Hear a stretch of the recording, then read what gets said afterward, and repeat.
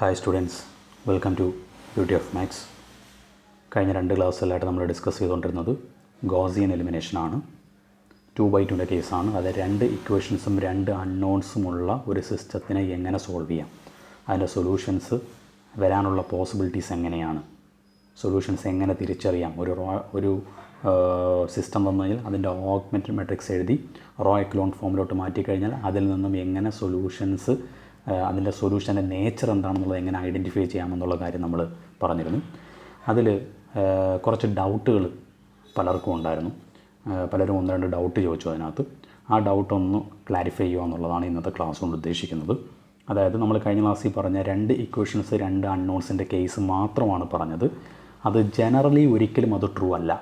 Okay, 2 ഇക്വേഷൻസും 2 അൺനോൺസും തരുന്ന ഒരു system നിങ്ങൾക്ക് തന്നു കഴിഞ്ഞാൽ ആ സിസ്റ്റത്തിന് ഗോസിയൻ എലിമിനേഷൻ ഉപയോഗിച്ച് സോൾവ് ചെയ്യുമ്പോഴത്തേക്ക്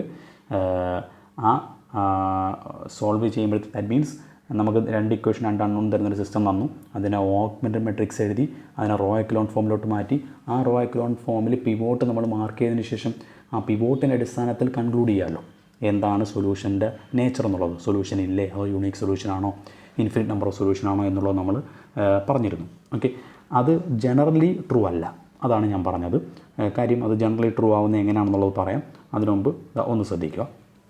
അതായത് 2 ഇക്വേഷൻസ് 2 അൺനോൺസ് വരുന്ന ഒരു ക്വസ്റ്റ്യനാണ് നമ്മളെ കയ്യിലുള്ളതെന്ന് വിചാരിക്കും. ഓക്കെ, അത് ഒന്നുകൂടെ ഞാൻ ഓർമ്മിപ്പിച്ചിട്ട് അതിൻ്റെ ജനറൽ സ്റ്റേറ്റ്മെൻറ്റിലോട്ട് ഞാൻ വരാം. ഓക്കെ, അതായത് ഇത്തരത്തിലൊരു ഇക്വേഷൻ തന്നു കഴിഞ്ഞാൽ നമ്മൾ ആദ്യം ചെയ്യുന്ന പരിപാടി അറിയാലോ, റോ എക്കലോൺ ഫോമിലോട്ട് മാറ്റുക, പിവോട്ട് മാർക്ക് ചെയ്തതിന് ശേഷം സൊല്യൂഷൻ ഇല്ലാതിരിക്കണമെന്നുണ്ടെങ്കിൽ, നോ സൊല്യൂഷൻ ആകണമെന്നുണ്ടെങ്കിൽ എന്താണ് കണ്ടീഷൻ? അതായത് നമുക്ക് തന്നിരിക്കുന്ന 2/2 കേസിന് നമ്മൾ സോൾവ് ചെയ്യുമ്പോഴത്തേക്ക് നമുക്ക് കിട്ടുന്ന മെട്രിക്സിൻ്റെ ഫോം എന്ന് പറയുന്നത് ഇത് എക്സിന് കറസ്പോണ്ടിങ് ആയിട്ടുള്ള കോളമാണ്, ഇത് വൈന് കറസ്പോണ്ടിങ് ആയിട്ടുള്ള കോളമാണ്, പിന്നെ ലാസ്റ്റ് ഒരു കോൺസ്റ്റൻറ്റിൻ്റെ കോളം കാണും. ഓക്കെ, ഈ കോൺസ്റ്റൻറ്റിൻ്റെ കോളത്തിൽ പിവോട്ട് വന്നാൽ, അതല്ലെങ്കിൽ ലീഡിങ് വൺ വന്നാൽ, കോൺസ്റ്റൻറ്റിൻ്റെ കോളത്തിൽ ലീഡിങ് വൺ വന്നു കഴിഞ്ഞാൽ ആ സിസ്റ്റം ഇൻകൺസിസ്റ്റൻ്റ് ആണ്, അതിന് സൊല്യൂഷൻ ഇല്ല. അതുതന്നെയാണ് ഏത് സിസ്റ്റം തന്നു കഴിഞ്ഞാലും ആ നോ സൊല്യൂഷൻ്റെ കേസിന് യാതൊരു മാറ്റവുമില്ല. ഓക്കെ, അത് ജനറലി ട്രൂ തന്നെയാണ്. ഓക്കെ, ലാസ്റ്റ് കോളത്തിൽ പിവോട്ട് വന്നാൽ, അല്ലെങ്കിൽ പിവോട്ട് കോളം ആണെങ്കിൽ, അല്ലെങ്കിൽ ലീഡിങ് വൺ ഉണ്ടെങ്കിൽ ആ സിസ്റ്റം ഇൻകൺസിസ്റ്റൻ്റ് ആണ്, അതിന് സൊല്യൂഷൻ ഇല്ല. അത് ഏത് സിസ്റ്റം തന്നു കഴിഞ്ഞാലും അത് ജനറലി ട്രൂ തന്നെയാണ്. ഓക്കെ, പക്ഷേ യുണീക്ക് സൊല്യൂഷൻ്റെ കേസ് ജനറലി ട്രൂ അല്ല നമ്മൾ പറഞ്ഞനുസരിച്ച്. ഓക്കെ, അത് 2/2 കേസിലൊക്കെ ട്രൂ ആണ്. അതുപോലെ തന്നെ 3/3 ട്രൂ ആണ്. അതായത് നമ്പർ ഓഫ് ഇക്വേഷൻസിൻ്റെ എണ്ണവും അൺനോൺസിൻ്റെ എണ്ണവും വേരിയബിൾസിൻ്റെ എണ്ണവും തുല്യമാകുന്ന കേസുകളിൽ ഞാൻ കഴിഞ്ഞ ക്ലാസ്സിൽ പറഞ്ഞ സ്റ്റേറ്റ്മെൻറ്റുകളെല്ലാം തുല്യമാണ്, ട്രൂ ആണ്. ഓക്കെ, അത് എന്താണെന്നുള്ളത് ഓർമ്മിപ്പിക്കാം. അതായത് കഴിഞ്ഞ ക്ലാസ്സിൽ ഞാൻ പറഞ്ഞ എങ്ങനെയാണ്, നമുക്കിപ്പോൾ ഒരു മെട്രിക്സ് തന്നിട്ടുണ്ട്. ഇത് എക്സിന് കറസ്പോണ്ടിങ് ആയിട്ടുള്ള കോളം, ഇത് വൈന് കറസ്പോണ്ടിങ് ആയിട്ടുള്ള column, last column constant corresponding ആയിട്ടുള്ള കോളം. അതായത് ഈ എക്സിന് കറസ്പോണ്ടിങ് ആയിട്ടുള്ള കോളത്തിൽ ഒരു പിവോട്ടുണ്ട്, വൈന് കറസ്പോണ്ടിങ് ആയിട്ടുള്ള കോളത്തിലും ഒരു പിവോട്ടുണ്ട്, അതായത് ലീഡിങ് വൺ ഉണ്ട്. അങ്ങനെയെങ്കിൽ ആ സിസ്റ്റത്തിന് സൊല്യൂഷനുണ്ട്, അത് കൺസിസ്റ്റൻ്റ് ആണ്, ആ സൊല്യൂഷൻ യുണീക്കാണ്. അതായത് വേരിയബിൾ കണ്ടെയ്ൻ ചെയ്യുന്ന എല്ലാ കോളത്തിലും പിവോട്ടുണ്ടെങ്കിൽ, ഓക്കെ, വേരിയബിൾ കണ്ടെയ്ൻ ചെയ്യുന്ന എല്ലാ കോളത്തിലും പിവോട്ടുണ്ടെങ്കിൽ ആ സിസ്റ്റം കൺസിസ്റ്റൻ്റ് ആണ്, അതിന് സൊല്യൂഷനുണ്ട്, ആ സൊല്യൂഷൻ യുണീക്കാണ്. ഓക്കെ, ഇത് ജനറലി ട്രൂ അല്ല ഇങ്ങനെ പറഞ്ഞു കഴിഞ്ഞാൽ. ഓക്കെ, ജനറലി ട്രൂ അല്ല. അത് നമ്പർ ഓഫ് ഇക്വേഷൻസും നമ്പർ ഓഫ് അൺനോൺസും തുല്യമാകുന്ന കേസുകളിൽ ഇത് ട്രൂ ആണ്. Okay, 2 equation 2 unknown, 3 equation 3 unknown, 4 equation 4 unknown, ഇങ്ങനെ തരുന്ന സിസ്റ്റങ്ങളെല്ലാം ഇങ്ങനെ നമുക്ക് നോക്കിയാൽ മതിയാകും, അത് ക്ലിയർ തന്നെയാണ്. ഓക്കെ, പക്ഷേ ജനറലി ട്രൂ അല്ല. ജനറൽ സ്റ്റേറ്റ്മെൻറ്റിലോട്ട് വരുന്നതിന് മുമ്പ് ഞാൻ കഴിഞ്ഞ ക്ലാസ്സിൽ പറഞ്ഞതൊന്ന് ഓർമ്മിപ്പിക്കുകയാണ്. ഓക്കെ, ഇതിനകത്താണ് പലർക്കും ഒരു കൺഫ്യൂഷൻ വന്നത്. ഓക്കെ, അന്നേരം ഇത് ജനറലി ട്രൂ അല്ല എന്നുള്ള കാര്യം നിങ്ങൾ ഓർത്തിരിക്കുക. പക്ഷേ ഇത് ഞാൻ ഈ പറഞ്ഞ കാറ്റഗറിയിൽ വരുന്ന സിസ്റ്റത്തിനെല്ലാം ട്രൂ ആണ്. 2 ഇക്വേഷൻ 2 അൺനോൺ, അതായത് ഇക്വേഷൻസിൻ്റെ എണ്ണവും അൺനോൺസും തുല്യമാകുന്ന കേസുകളെല്ലാം ഇത്ര മാത്രം നോക്കിയാൽ മതി. ഓക്കെ, അതായത് വേരിയബിൾ കണ്ടെയ്ൻ ചെയ്യുന്ന എല്ലാ കോളത്തിലും പിവോട്ട് ഉണ്ടോ എന്ന് നോക്കിയാൽ മതി. പിവോട്ട് ഉണ്ടെങ്കിൽ സിസ്റ്റം കൺസിസ്റ്റൻ്റ് ആണ്, സൊല്യൂഷനുണ്ട്, സൊല്യൂഷൻ യൂണീക്കാണ്. ഓക്കെ, ഇനി ഇൻഫിനിറ്റ് നമ്പർ ഓഫ് കേസ് വരുന്ന സൊല്യൂഷൻ ഈ പറഞ്ഞ രണ്ടുമല്ലാത്തത്. Okay, infinite number of solution, മുകളിൽ പറഞ്ഞ 2 കാര്യങ്ങളും അല്ലാതെ വന്നു കഴിഞ്ഞാൽ അതിന് ഇൻഫിനിറ്റ് നമ്പർ ഓഫ് സൊല്യൂഷനാണ്. ഇതാണ് നമ്മൾ പറഞ്ഞ 3 കേസ്. ഓക്കെ, അന്നേരം വീണ്ടും ഞാൻ ഓർമ്മിപ്പിക്കുന്നു, ഈ മൂന്ന് കേസിൽ ആദ്യത്തെ കേസ് ജനറലി ട്രൂ ആണ്. പക്ഷേ രണ്ടാമത്തെ കേസും മൂന്നാമത്തെ കേസും ജനറലി ട്രൂ എന്ന് പറയാൻ സാധിക്കില്ല. ജനറലി ട്രൂ ആവണമെങ്കിൽ അതിൻ്റെ കൂടെ 1-2 കാര്യം കൂടി ചേർക്കാനുണ്ട്. അതിലോട്ട് വരുന്നതിന് മുമ്പ് ഇത് ജനറലി ട്രൂ അല്ല എന്ന് തെളിയിക്കുന്ന ഒരു എക്സാമ്പിൾ കൂടി ഒന്ന് പരിചയപ്പെടുത്താം. ഓക്കെ, അന്നേരം ഇത് ജനറലി ട്രൂ അല്ലെന്നുള്ള കാര്യം ക്ലിയറായ ഒരു എക്സാമ്പിൾ നോക്കുക. ഓക്കെ, അത് ഈ എക്സാമ്പിളോട് ചെയ്യുമ്പോഴത്തേക്ക് നിങ്ങൾക്ക് അതിൻ്റെ ഒരു ക്ലാരിറ്റി കിട്ടും എന്താണെന്നുള്ളത്. Okay, solve 2x + 3y = -1, 6x + 5y = 0, 2x - 5y = 7. ഇവിടെ നമുക്ക് തന്നിരിക്കുന്നത് സിസ്റ്റത്തിന് 3 ഇക്വേഷനുണ്ട്. 1, 2, 3 ഇക്വേഷനും 2 അൺനോൺസുമാണ്. ഓക്കെ, 3 ഇക്വേഷനും 2 അൺനോൺസും. ആദ്യം നമുക്കിതിൻ്റെ ഓപ്പൺ മെട്രിക്സ് എഴുതാൻ അറിയാമല്ലോ. AB = മെട്രിക്സ് എഴുതി, coefficient 2, 3, -1, first row 6, 5, 0, second row 2, -5, 7, third row. Okay, ഇതാണ് എക്സിന് കറസ്പോണ്ടിങ് ആയിട്ട് കോളം, ഇത് വൈക്ക് കറസ്പോണ്ടിങ് ആയിട്ടുള്ള കോളം, ഇത് കോൺസ്റ്റൻറ്റ് ടേം. ഓക്കെ, ഇനി ഇതിൻ്റെ റോ എക്കലോൺ ഫോമിലോട്ട് മാറ്റണം. റോ എക്കലോൺ ഫോമിലോട്ട് മാറ്റുമ്പോഴത്തേക്ക് എന്താ സ്റ്റെപ്പ് എന്നറിയാമല്ലോ. ആദ്യത്തെ നോൺ സീറോ കോളം ഐഡൻറ്റിഫൈ ചെയ്യുക. ഇതാണ് നോൺ സീറോ കോളം. ആ നോൺ സീറോ കോളത്തിൽ ആദ്യത്തെ നമ്പർ നോൺ സീറോ നമ്പർ ആയിരിക്കണം, അതും ഓക്കെയാണ്. ഇനി ആ നോൺ സീറോ നമ്പർ 1 ആയിരിക്കണം. അതിനെ 1 അല്ല എങ്കിൽ 1 ആക്കാനായിട്ട് അവിടെയുള്ള നമ്പർ ഏതാണോ ആ നമ്പറിൻ്റെ റെസിപ്രോക്കൽ കൊണ്ട് മൾട്ടിപ്ലൈ ചെയ്യുക.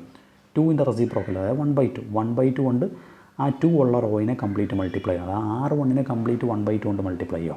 R1 changes to 1/2 R1. അന്നേരം മൊത്തത്തിൽ 1/2 കൊണ്ട് മൾട്ടിപ്ലൈ ചെയ്യുക. ദാറ്റ് മീൻസ് 2 കൊണ്ട് ഡിവൈഡ് ചെയ്യുക. എല്ലാത്തിനെയും 1/2 കൊണ്ട് മൾട്ടിപ്ലൈ ചെയ്യുന്നു. മൾട്ടിപ്ലൈ ചെയ്യുമ്പോഴത്തേക്ക് ചേഞ്ച് വരും. ആ ചേഞ്ചാണ് അത് എഴുതിയിരിക്കുന്നത്. അന്നേരം ലീഡിങ് 1 കിട്ടി. ഇനി ലീഡിങ് 1ന് താഴോട്ടുള്ള എല്ലാം 0 ആക്കണം. അതായത് ആദ്യം 6 0 ആക്കണം. 6 എന്ന് വെച്ചാൽ ഏത് റോയിലാണ്? R2യിലാണ്. ശരിയല്ലേ? R2യിലാകുമ്പോഴത്തേക്ക് R2 changes to R2 minus, ഇങ്ങനെ അങ്ങ് എഴുതുക.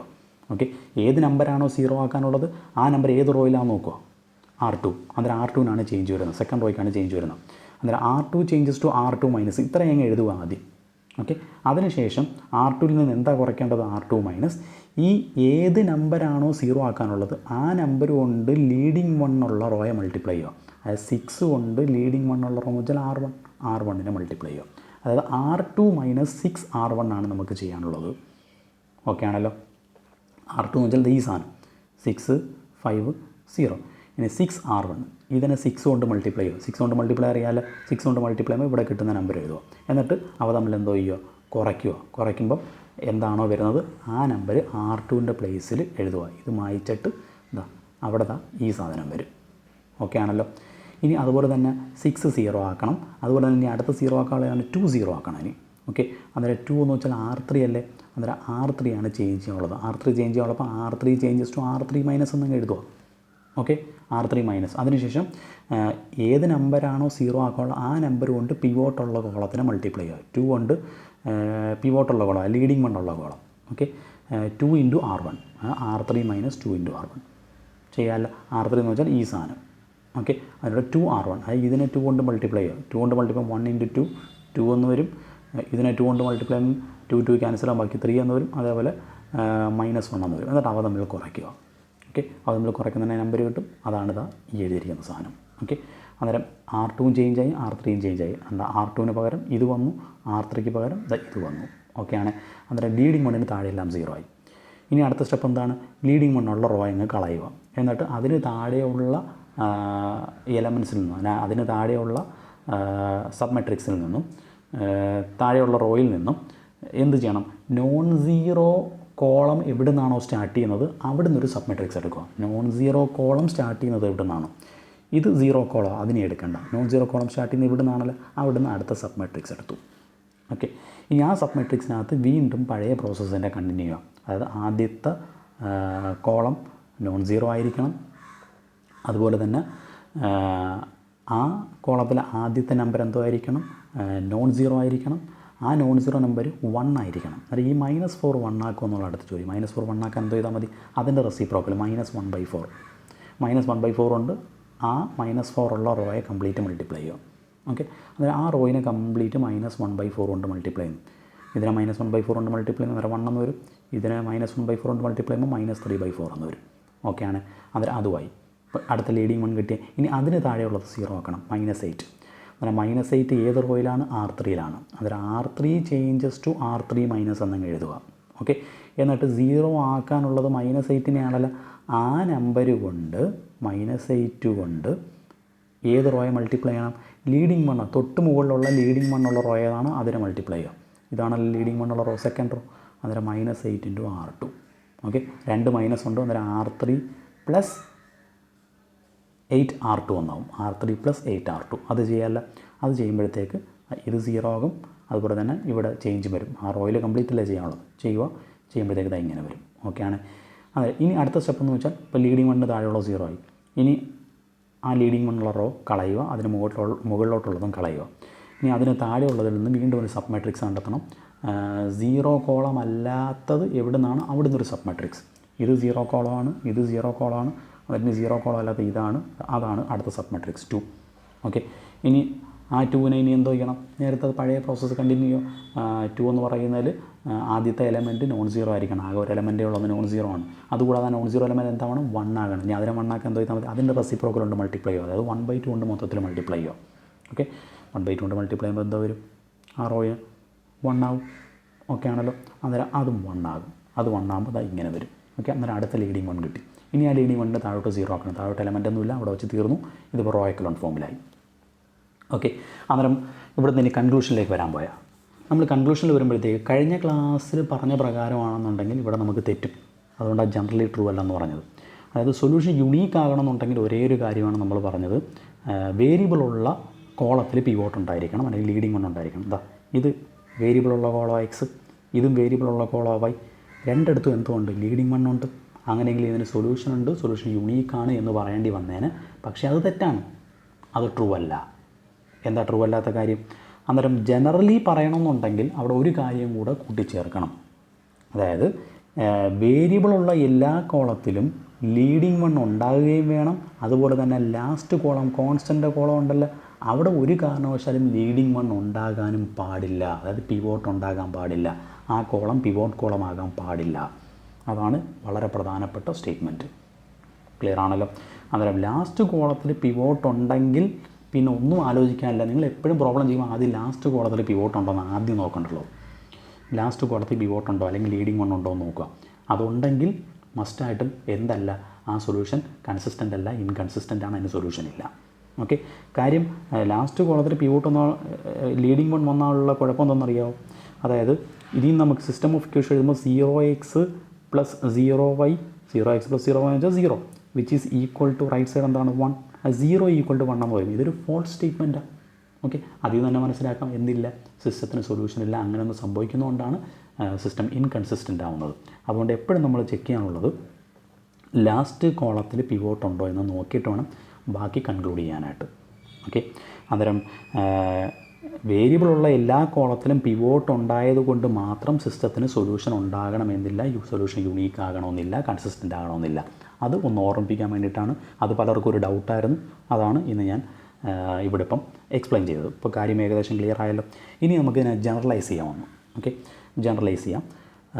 3 സ്റ്റേറ്റ്മെൻറ്റും ഏത് ഓർഡറിലുള്ള സിസ്റ്റം തന്നു കഴിഞ്ഞാലും, ഓക്കെ, 2 ഇക്വേഷൻസിൻ്റെ എണ്ണവും അൺനോൺസിൻ്റെ എണ്ണവും തുല്യമാകണമെന്നൊന്നുമില്ല. ഏത് ഓർഡറിലുള്ള സിസ്റ്റം തന്നു കഴിഞ്ഞാലും നിങ്ങൾക്ക് ജനറലി ഓഗ്മെൻറ്റഡ് മെട്രിക്സ് എഴുതി റോ എക്കലോൺ ഫോമിലോട്ട് മാറ്റിക്കഴിഞ്ഞാൽ അതിൽ നിന്നും അതിൻ്റെ സൊല്യൂഷൻ്റെ നേച്ചർ എന്താണെന്ന് മനസ്സിലാക്കാനുള്ള റിസൾട്ടാണ് എഴുതിയിരിക്കുന്നത്. ഇൻ ജനറലായിട്ട് ഫസ്റ്റ് സ്റ്റേറ്റ്മെൻറ്റ് ഇൻകൺസിസ്റ്റൻ്റ് ആവുന്നത് നോ സൊല്യൂഷൻ്റെ കേസ് കോമൺ തന്നെയാണ്, നേരത്തെ പറഞ്ഞത് തന്നെയാണ്.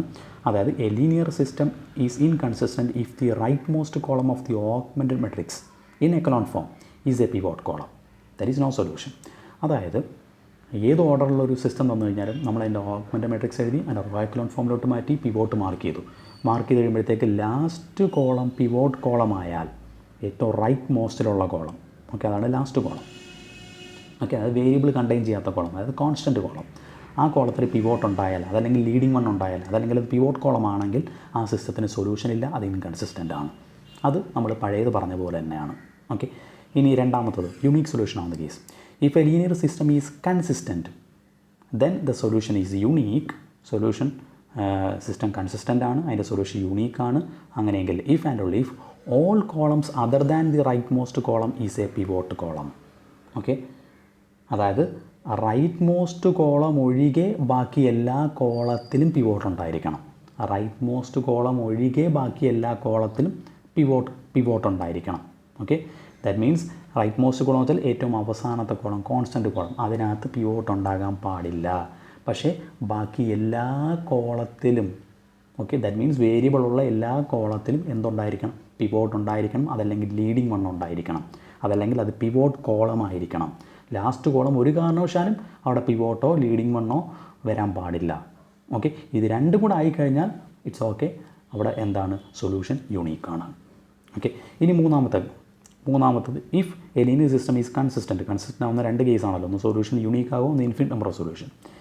Then the system has infinitely many solutions if and only if at least one column other than right most column is not a pivot column.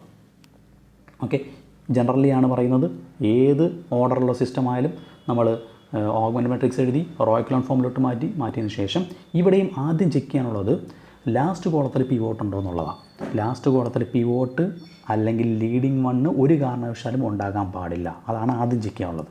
Okay, അങ്ങനെ leading one ഇല്ല എന്ന് മനസ്സിലായി കഴിഞ്ഞാൽ ബാക്കി എല്ലാ കോളത്തിലും പിവോട്ട് ഉണ്ടോ എന്ന് ചെക്ക് ചെയ്യുക. അറ്റ്ലീസ്റ്റ് ഒരെണ്ണത്തിലെങ്കിലും, ബാക്കിയുള്ളതിലാണേ, അതായത് വേരിയബിൾ കണ്ടെയ്ൻ ചെയ്യുന്ന കോളത്തിൽ ഏതെങ്കിലും ഒരെണ്ണത്തിലെങ്കിലും പിവോട്ട് ഇല്ല എങ്കിൽ, ലീഡിങ് വൺ ഇല്ല എങ്കിൽ അവിടെ സിസ്റ്റം എന്താണ്? കൺസിസ്റ്റൻ്റ് ആണ്. അതിന് ഇൻഫിനിറ്റ് നമ്പർ ഓഫ് സൊല്യൂഷനാണ്. ക്ലിയർ ആണല്ലോ? അന്നേരം ഇത് രണ്ടും തിരിച്ചറിഞ്ഞോണം. അതായത് ലാസ്റ്റ് കോളത്തിൽ പിവോട്ട് ഉണ്ടാകാൻ പാടില്ല. ഇവിടെ നോ പിവോട്ട്. ഓക്കെ, പിവോട്ട് ഉണ്ടാകാൻ പാടില്ല. അതായത് ലീഡിങ് വൺ ഉണ്ടാകാൻ പാടില്ല. ഓക്കെ, ലാസ്റ്റ് കോളത്തിൽ ഒരു കാരണവശാലും പിവോട്ട് ഉണ്ടാകാൻ പാടില്ല. പിവോട്ട് ഇല്ല എങ്കിൽ, ലീഡിങ് വൺ ഇല്ലെങ്കിൽ സിസ്റ്റം കൺസിസ്റ്റൻ്റ് ആണ്. അതിന് സൊല്യൂഷനുണ്ട്. ഇനി സൊല്യൂഷൻ യുണീക്ക് ആകണമെന്നുണ്ടെങ്കിൽ ബാക്കി എല്ലാ കോളത്തിലും ലീഡിങ് വൺ ഉണ്ടെങ്കിൽ സിസ്റ്റം എന്താണ്? യുണീക്കാണ്.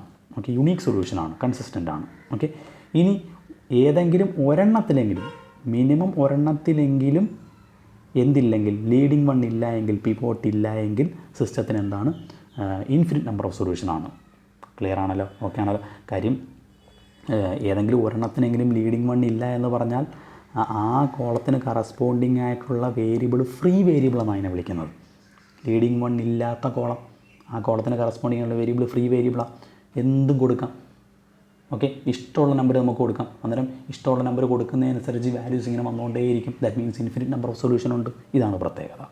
അന്നേരം ജനറലി ഇതാണ് ഒരു സിസ്റ്റം ഓഫ് ഇക്വേഷൻ്റെ സൊല്യൂഷൻ്റെ പ്രത്യേകത എന്ന് പറയുന്നത്. ഓക്കെ, പലർക്കും കഴിഞ്ഞ ക്ലാസ്സിൽ 2x2 പഠിപ്പിച്ചപ്പോഴത്തേക്ക് അത് ജനറലി ട്രൂ ആണോ ഇല്ലയോ എന്നുള്ളൊരു സംശയം വന്നു. അങ്ങനെ ആശയക്കുഴപ്പം വന്നുകൊണ്ടാണ് ഇപ്പോൾ ഇങ്ങനെ വീഡിയോ ചെയ്യുന്നത്. ഇപ്പോൾ കാര്യം ഏകദേശം ക്ലിയർ ആയെന്ന് വിശ്വസിക്കുന്നു. ഇനി നമുക്ക് വരുന്ന ക്ലാസ്സിൽ കുറേ അധികം പ്രോബ്ലംസ് ചെയ്യാനുണ്ട്, പല ഓർഡറിലുള്ള മെട്രിക്സുകളുടെ, ഓക്കെ, സിസ്റ്റംസിൻ്റെ. ഓക്കെ, അതുകൊണ്ട് ഈ കാര്യങ്ങൾ നന്നായിട്ടൊന്ന് മനസ്സിലാക്കുക. അടുത്ത ക്ലാസ്സിൽ നമുക്ക് അടുത്ത വീഡിയോ ആയിട്ട് വീണ്ടും കാണാം. Good bye. Thank you.